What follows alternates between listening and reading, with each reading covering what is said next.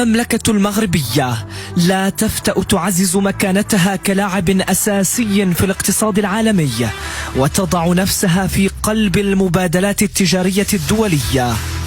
مسار رسمته رؤية ملكية سامية تفتقت عن مشروع مينائي طنجة والداخلة، ما جعل من المغرب فاعلا كبيرا في سلاسل التوريد العالمية.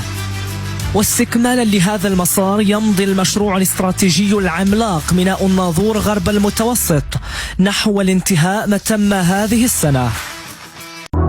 وبوصول رافعات الرصيف تتسارع الخطى نحو بناء منظومة مينائية وطنية متكاملة، رافعات متطورة تتوفر على ميزات كبيرة ستساهم في تسهيل ظروف العمل خصوصا على السفن الضخمة. هذه الرافعات تتوفر على تكنولوجيا متطورة وقدرة معالجة واسعة تمكنها من العمل على أكبر بواخر أو السفن الحاويات الموجودة إلى يومنا هذا، وبالتالي هي تجهيزات تمكن من ارتفاع ومدى يناسب السفن ذات السعة الكبيرة.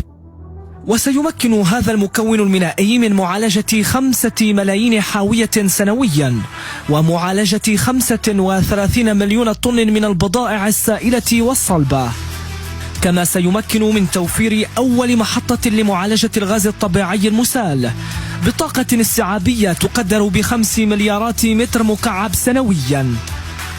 مشروع الناظور غرب المتوسط رافعة حقيقية للتطور الاقتصادي والمجالي في خدمة التوازن الجهوي والتماسك الاجتماعي، إذ يحقق هذا المشروع ما يعادل 50,000 منصب شغل مباشر و90,000 منصب شغل غير مباشر على المدى البعيد. وبانتهاء الأشغال فيه سيخلق 50,000 منصب شغل مباشر و90,000 منصب غير مباشر. ميناء من الجيل الجديد بوظائف متعددة سيساهم في رسم ملامح جديدة للمنطقة الشرقية، وسيعزز حضور المغرب في سلاسل القيمة العالمية.